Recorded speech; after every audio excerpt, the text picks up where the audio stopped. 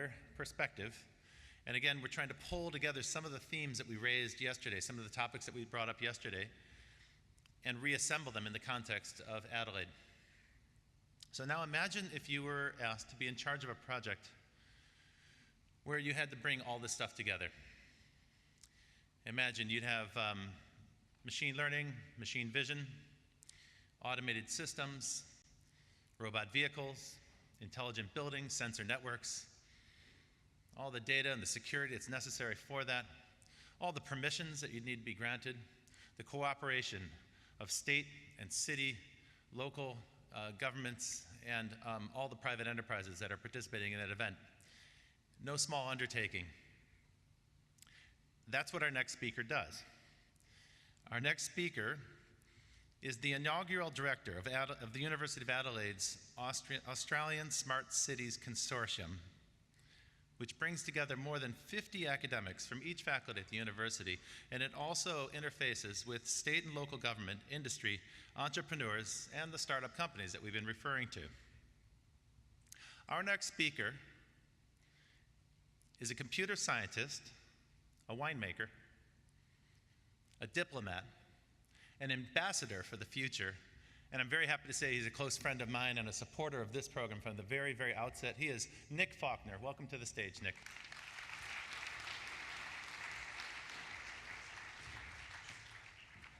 Well, thank you very much, Robert. I can't possibly live up to that, so I'll leave now. Head off into the rest of Adelaide. Thank you so much for being here. It's such a pleasure to be talking to people who have actually come to find out what's going on, to share what's going on, but to be excited about what's going on. And in the age-old tradition between academics, I'm about to disagree with Anton, and afterwards we'll have to fight it out over chalk and blackboards. It gets really messy at that point.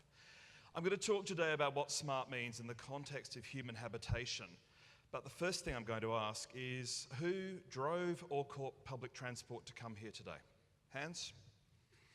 Okay, all of you have benefited from local and state government initiatives improving the quality of transport, removing congestion, moving the bus lanes around. So for those of you who are wondering what are the benefits of the smart city, you've already experienced them. If you got caught in traffic, that's not my problem. That's somebody else's fault. I'll push that off to one side. But we're very lucky in that we've had so many people speaking about what's going on in South Australia at the moment who learned something about Adelaide and the current projects they didn't know before they were here. That's fantastic. And I guarantee you that there are 10 more projects of that type that are out there that you don't already know about. One of the most exciting things about my job is finding out all the awesome things that are happening in my home, because I am going to totally agree with Anton that Adelaide most definitely does not suck. And if we can let people know of the opportunities that are here, that we stand a much better chance of bringing more people in to drive the economy. But let me actually answer the question. Wait, this is a picture. Can you see the beautiful path off to the left, which leads all the way to the road which goes to the bus stop? And can you see the impact of human desire? That is why we need smart cities, because we have a tendency to build things for these wonderful people that we wish we had, people who are patient and kind and sharing, and they colour inside the lines. And what we have is people who will actually run across that in order to get to their bus stop, but better still, if it's wet, having run through the mud, they will then complain to their council about the path being in the wrong place, because this is the glory of humanity writ large. But this is data. This is actually data. This is telling you that in this particular scenario, we have captured footprints. And it tells you that this path was effectively put in the wrong place. Whether it was or whether it wasn't is an interesting question. It's possible that that path originally led to the bus stop. The bus stop was moved to accommodate another change in transport, and the support systems weren't actually updated. And this is what has happened. The point where I was going to disagree with Anton was actually about data. Yes, Facebook has your data. Lots of companies have your data. And before I stepped up today, a friend of mine DM'd me on Twitter saying I had to remove everybody on Facebook because I got hacked, so when the request comes through, it's not the person who hacked. And now I'm thinking, wait, is this really elaborate double-blind technique to get in? So fortunately the person's in the audience, so I'm actually going to find out afterwards if it was genuine or not. But yes, an enormous amount of data is out there. But as I'm going to talk about, when we start to instrument more and more, some of the data that's going to come out is something that you genuinely do not want shared with people. Sometimes you don't want people to know that you and your entire family are overseas on a public forum for the obvious reason. Please, please, please, if you get a new passport and you're really excited about it, don't take a picture of it and put it up on Facebook. I've seen that. Even to the extent of doing this in pictures. Camera resolution is so good you are potentially giving away your fingerprint.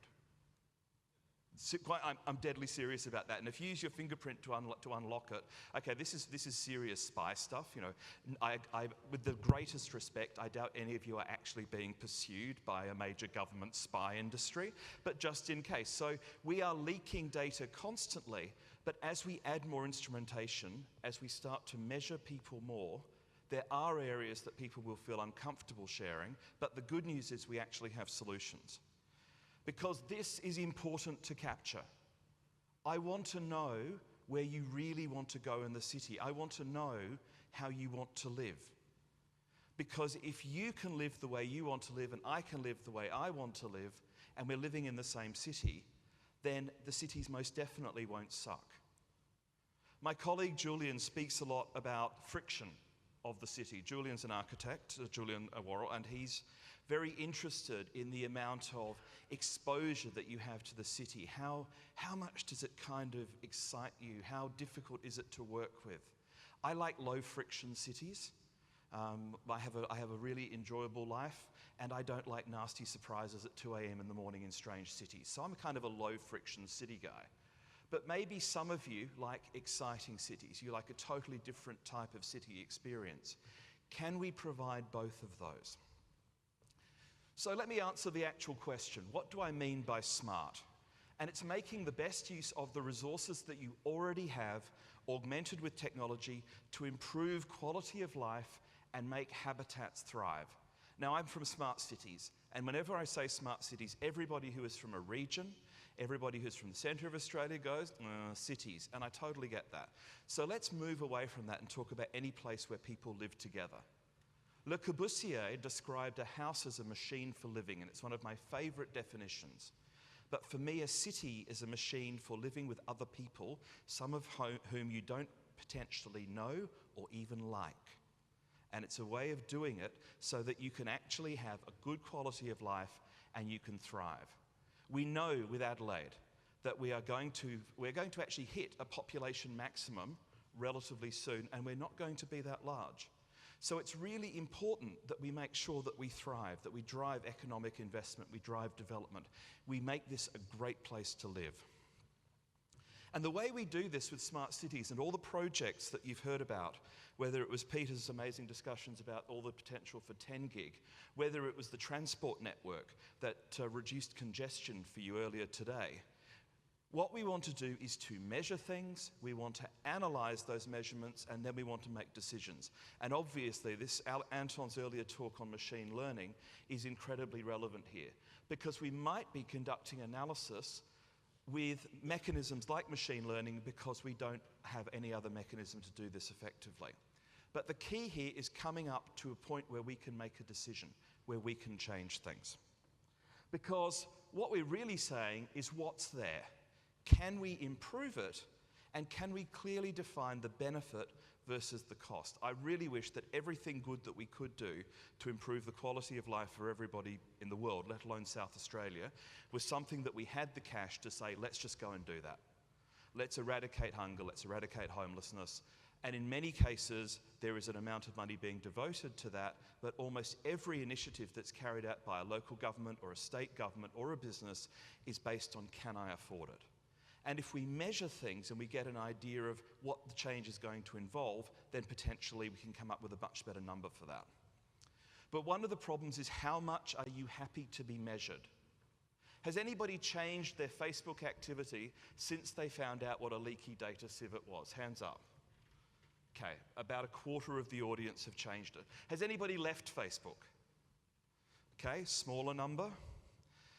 Is everybody still sharing everything wildly on Twitter, including angry tweets during MasterChef? Yeah, fair number. We change our behaviour to an extent, but when we have something that is beneficial to us, we will continue to use it. And that point that we'll continue leaking data is important. So when we're measured, there are ways of preserving our privacy. There are ways of aggregating things together or taking measures that don't necessarily identify us.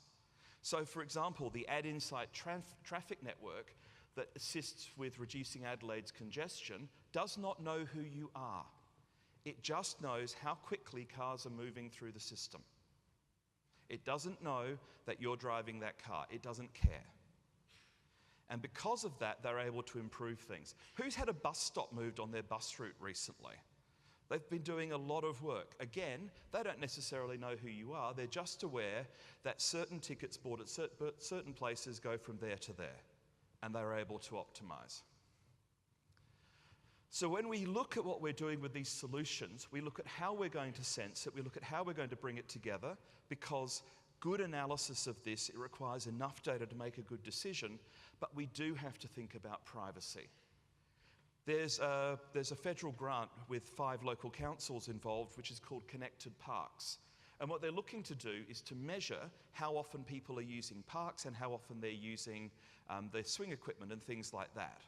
And there are many things people are comfortable with, but any solution that starts with, can I point a camera at your children, is not going to succeed.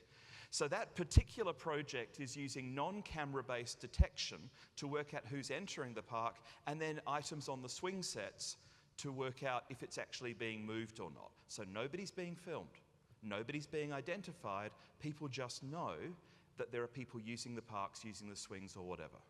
There are lots of solutions like that. Now we've got to be careful that we leave enough information in there to do good analysis, which does of course mean sometimes you're going to have to make a choice between things being analysed or not.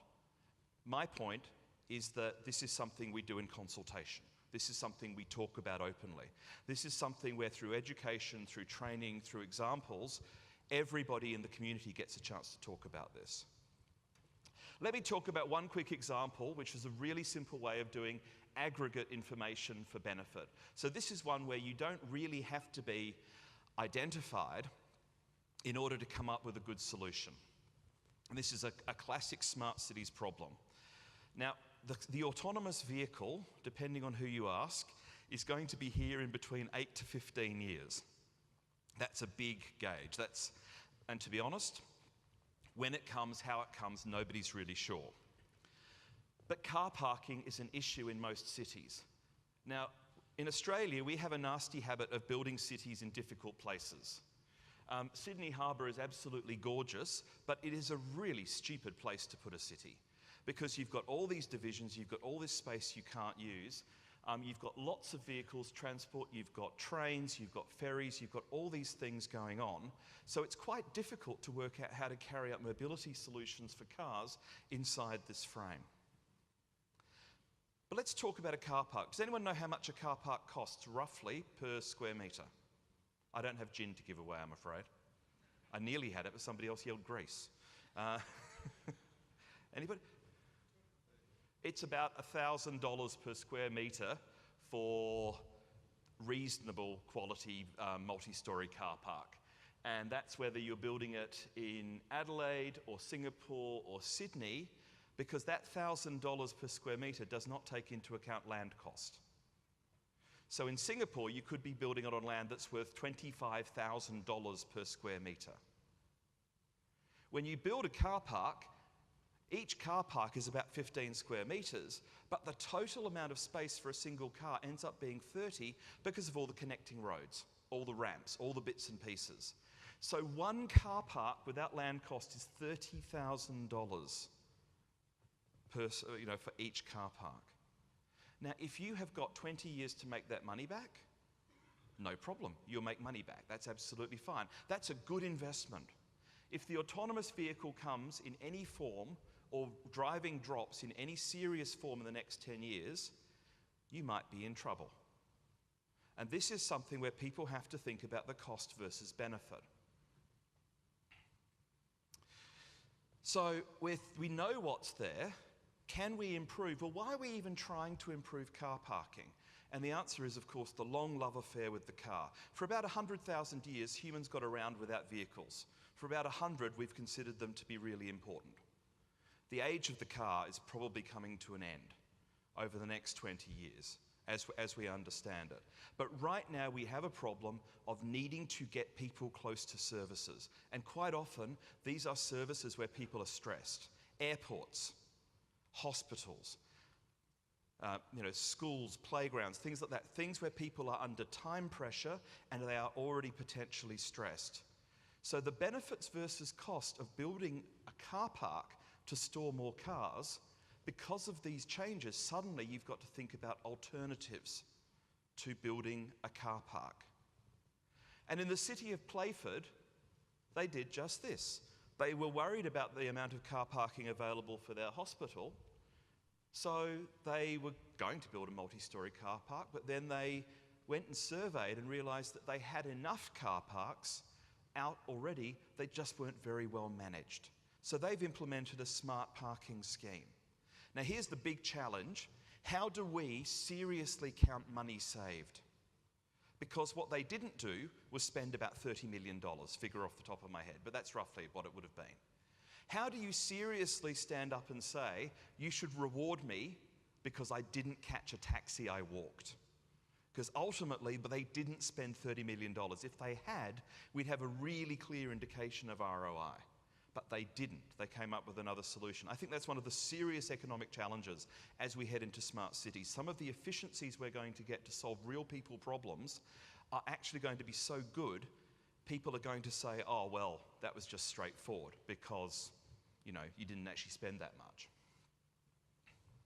One of the things we can do is enhance a lot of these situations at much lower expense. One of the reasons people find car parks difficult is because they don't know if there's a park in there, they don't know where to go, and they waste time going up and down. If you've been to the Adelaide airport, you'll know, you go in, you've got a fairly good idea of which floor you want to get out on based on available spaces, and then you're quickly into the spot, and most of the time that works. And that's great, because airports are really high-stress locations. You're either dropping people off and you're sad about it, or you're dropping off relatives who've been there for 2 weeks and you might be a little happier. But you're in a hurry, you want to get there, you want to park. And so that system is important. This is a relatively low-cost enhancement for a car park, because otherwise you've got to build it in a way that people will get to a park in time, which potentially means more parks. So good signage is essential. Digital wayfinding, another great smart cities use. But this is an important one. I took this picture deliberately. This is the picture on the ambulant toilet shower combination at the university. Or as I like to call it, please remember to put your cape on before your big show tune. Because one of the things about physical signage is it's not personalised. And when you think about wayfinding, I want you to think about a totally different approach, which is something that actually reacts to you, something where you are taken to the place you need to be based on your desires, that aspect of personalisation. All of the people, all of the amazing projects you've heard about today have talked, and over the last 2 days, have talked about the potential for what's going on in South Australia. Yes, tons of data is going to come flooding in. We will want to analyse this. We will want to think about the privacy concerns, because I agree with Anton totally. We shouldn't be afraid of this. This is an aspect of planning and management. Don't be afraid of it. Let's control it so we can get actually the answers that we want. Because with enough good data, we're going to improve a lot of things. We're going to naturally reduce waste. We're going to make ourselves a more desirable business location. We're probably going to get a lot more people moving in to take advantage of the beautiful Adelaide, but the amazing potential for economic development. Challenges. Those are all the same coloured dots. All of those dots are exactly the same colour. This is what's called a Munker illusion, which may or may not work depending on the size. It's funny, the smaller it gets, the more dominant it gets. I haven't had a chance to see it on the big screen. But the problem comes down to perception. What you want from a smart city, what you want from your experience of the city may differ dramatically. And it's really important to understand that. Look, there is so much going... Why did I go that way? Sorry. I can now see Anton having a problem. There is so much going on at the moment. I've talked about a small amount of it. I have the opportunity to work with a huge number of people. If you're not excited after 2 days here, go and watch the recordings and get excited, because you should be, because everybody else around here pretty much is. Everything is already happening. I'm not a futurist, I'm a nowist. Everything is already happening, and we have a great deal of potential to move forward. So thank you very much.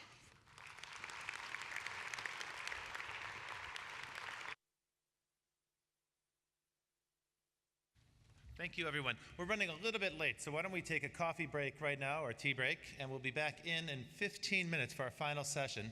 It's a good one, so please do stick around and come back in 15 minutes. Thank you.